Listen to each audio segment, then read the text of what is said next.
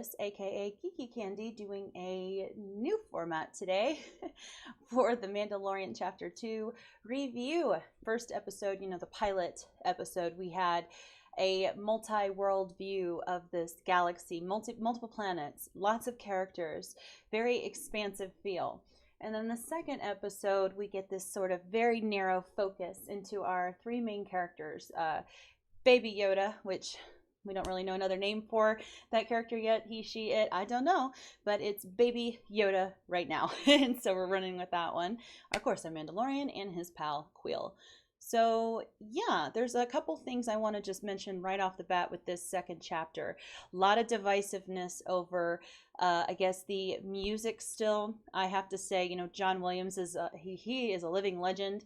Everything you can remember from your childhood probably came from him.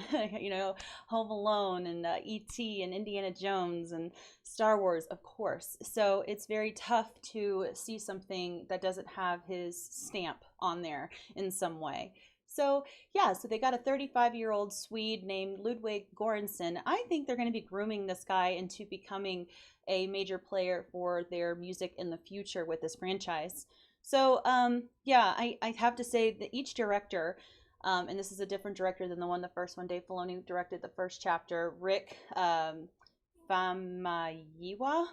I know I mispronounced that, but he directed this one, and he doesn't have like a whole bunch of stuff under his belt. He's done a few movies, but those were all things pretty much that he wrote, so he's very particular with his with what he does, his involvement, and the music is often... I guess the directors are being given different liberties with the music that they put in their show that they direct. So the music was a little different in this one, if you caught. There was a lot more orchestrated parts that had more of the Star Wars tones that we are used to.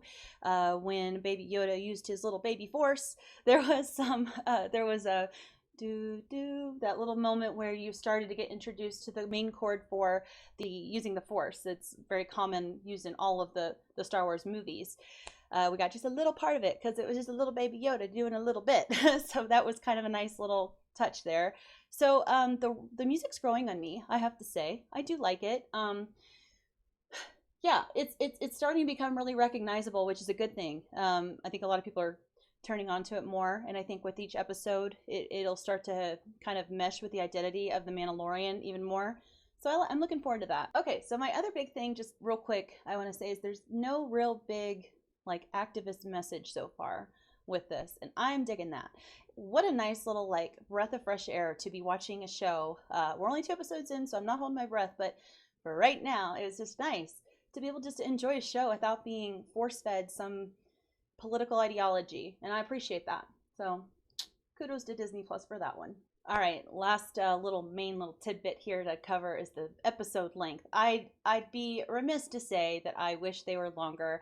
I think it is a better place to be, though, if you are a show producer, to have fans wanting more. So it's a better place to be, and then in the opposite where the quantity is there but maybe not the quality. So perhaps they I think the rest of the episodes are going to fall somewhere around the 40-minute, like estimate about 40 minutes each, something like that. $12 to $15 million per episode. I was expecting a little more. That's okay though. That's okay. I reserve judgment. I want to see how this whole series plays out. Perhaps they really just chose the most important parts and decided to keep it sparse, just like very blunt and to the point, kind of like our main protagonist. So I don't know. Okay, so loving little Baby Yoda. I am, yeah, definitely loving little Baby Yoda. So cute, so cuddly, so fuzzy, and I love the little floating egg thing, the cradle. I want one. I feel like this is giving me major video game vibes, almost like World of Warcraft-ish, where you have like your pet following you, giving you additional skill points in something that maybe they'll help you down the line, like defense against a space rhino. So yeah, I like that part of it. I like him. I think it's a great character. There's a lot of divisiveness, I think, over in terms of canon, how this breaks that. And I'm not coming from a place watching this series from a very very canon point of view. I am trying to see this. I guess this is Star Wars in Disney is going to be different. we're looking at 40 plus years of content that they're going to be doing with this, with Star Wars. And there's got to be a lot of room to grow with the storylines, and otherwise they're going to be cornering themselves in played out boxes that, you know, they a lot of people have already heard before. And so they're trying to do something different. They're trying to give us a new story with a lot of character or types of characters that we grew to love in the originals, and I appreciate that. I'm a lover of the originals. This is totally marketed to people like me, I feel like, and I don't mind that. And so my point of view is strictly from that perspective. And I'm not saying anyone else is wrong. You are entitled to your opinion. And I appreciate the passions with all of these opinions, because what's so great about the fandom is that we love what we have. We love the stories that we grew with. And we want that sense of nostalgia again in some way. And if it's giving it to us, you know, in little bits and pieces, I think it's a step in the right direction. I'm not saying it's perfect. No. But it is a step in the right direction. So we've got our Mandalorian with our little baby Yoda just traveling along this planet. I think it's a new planet created just for the series called Arvala 7. And they are approached by a couple of bounty hunters who also happen to have that fob device. Now, it's really interesting to note, we aren't 100% sure if that fob device is for the baby or if it's maybe now for the Mandalorian. It's kind of interesting. We've got this hunter becoming hunted. If you may recall watching from some of my spoiler videos a little while back, we had theorized that perhaps it is going to be something of Bourne Identity, John Wick-ish plot here, where we have all these bounty hunters coming after our bounty hunter. So yeah, we see that kind of unfolding there, and it definitely is a fun dynamic for the show. I like it. I like where it's going. All right, so now we see these cute little Jawas from the very first A New Hope, and I love seeing them again. I understand that this is not Tatooine. I don't believe it. What are they doing on this planet? You know, we have some new things here to dwell on that are not making total sense. But this is new Star Wars, so they actually updated, I think, like the Wikipedia to include new Jawa residents to be Arvala 7. So they're keeping up with it, at least, I guess. But it's so cute to see these little guys. Okay, so they're looting our Mandalorian ship, and he pulls out his forked rifle and starts shooting him like almost like a shotgun style with those shells. And love that, you know, his immediate reaction is just to like let him have it. It's kind of funny to watch him just completely disintegrate in front of you. Again, Disney deaths. What are you gonna do? It was a fun approach to it, though. I personally think vaporizing Jawas is totally fine with me. I don't mind it one bit, and the noises they made while happening, I think that was great. So then we kind of go on this like stagecoach robber kind of feel with the music that was blaring in the background. Very big action scene where he's scaling up the sandcrawler, trying to get his parts of his ship back, and the Jawas are in true Disney like comedic fashion, probably throwing his own parts at him as he's trying to scale up the ship. So I really enjoyed that. I thought that was kind of fun. You know, and then again, another little point of comedy when he gets her all the way to the top.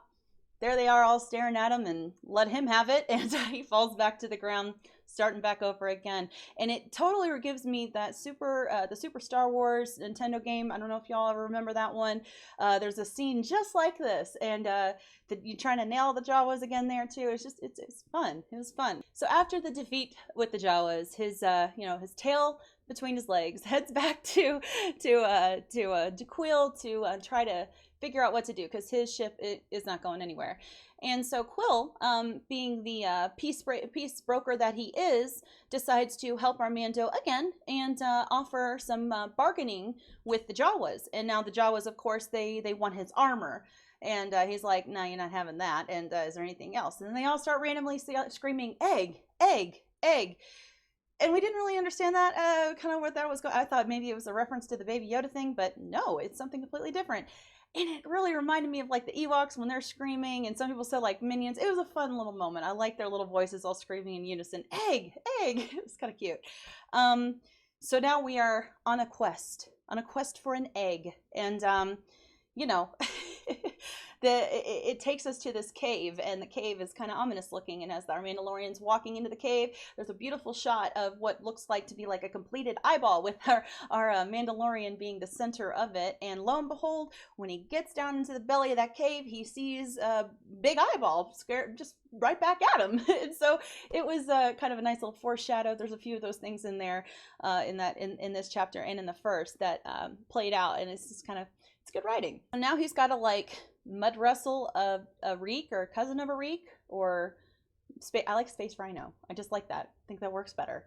So now he's wrestling a space rhino, and that's where we get our little baby Yoda to show off his true self, if you will, and he levitates the rhino, saving our Mandalorian, and the rhino just a little tiny bit off the ground, just a little baby hover, and then passes out from, I guess, all of the, it was too much. So he just passed out for a while, taking a nice little baby nap, and then our Mandalorian proceeds to pull out the world's tiniest knife and stab it in another true Disney death.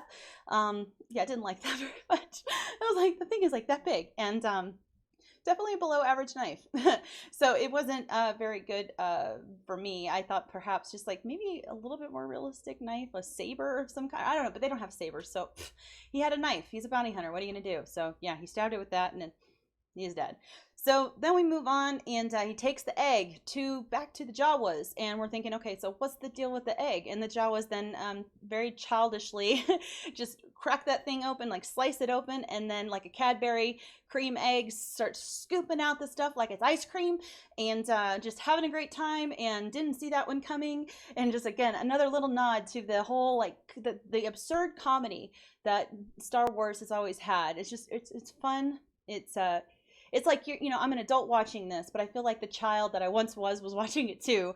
And it's like an out-of-body, in-the-body experience. I enjoyed it from both ways. It was very nice. So I liked that scene a lot. It was kind of fun seeing them just devouring that egg like that. So after he, gets all of his parts back, our Jawas, they're gone, and Queel is helping with the ship now and repairing the ship, I guess like overnight or something. Another little thing. I feel like the edits with Queel have been shortened for some reason. In the first chapter, we've got really quick scene of relationship building where all of a sudden he's teaching him how to ride bareback after maybe knowing him like 20 minutes. I don't know. It was really weird.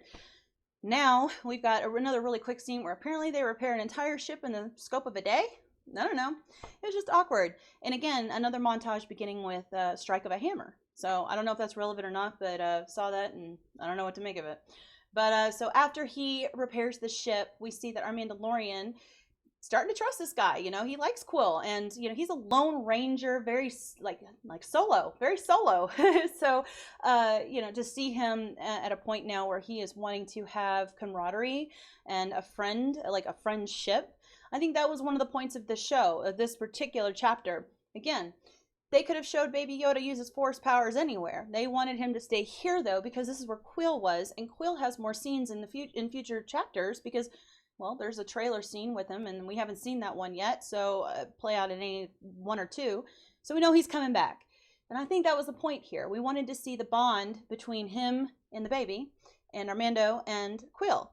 And, the baby, he's starting to really get a feel for, because you see him really worried about the baby when he's passed out, thinking, okay, I hope he's all right. I've never seen anything like that before. And just kind of curious about what happened to him, and is starting to have invested emotion, perhaps, with it.